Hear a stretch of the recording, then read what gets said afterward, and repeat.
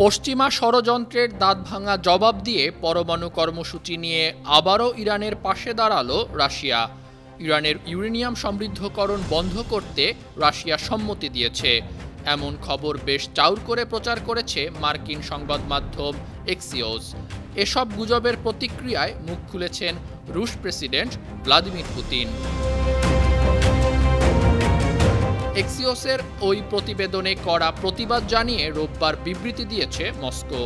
রাশিয়ার পররাষ্ট্র মন্ত্রণালয় জানিয়েছে, নতুন রাজনৈতিক মানহানি ও ইরানের পরমাণু কর্মসূচি নিয়ে ধোঁয়াশা সৃষ্টি করতেই প্রতিবেদনটি প্রকাশ করা হয়েছে। বিবৃতি দিয়ে এমন দাবি করেছে রাশিয়ান পররাষ্ট্র মন্ত্রণালয়।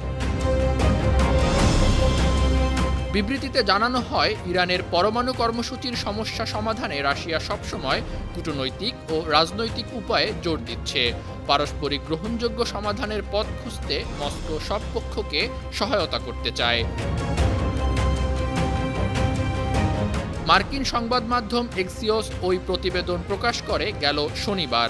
নাম প্রকাশে অনিচ্ছুক তিনজন কর্মকর্তার বরাত দিয়ে এক্সিওস জানায়, ইউরেনিয়াম সমৃদ্ধকরণ বন্ধের শর্তে যুক্তরাষ্ট্রের সঙ্গে চুক্তি করতে ইরানকে পরামর্শ দিয়েছেন রুশ প্রেসিডেন্ট ভ্লাদিমির পুতিন। পুতিনের অবস্থানের বিষয়টি ওই তিন কর্মকর্তার মধ্যে দুইজন ইসরায়েলকেও জানিয়েছে। পাশাপাশি ফ্রান্সের প্রেসিডেন্ট ম্যাক্রোর সঙ্গে পুতিনের এ ব্যাপারে আলোচনা হয়েছে। রাশিয়া মধ্যপ্রাচ্যে ইরানের সবচেয়ে বড় পৃষ্ঠপোষক।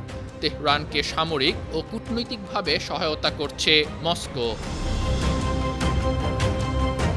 আন্তর্জাতিক ডেস্ক, বায়ান্নটিভি।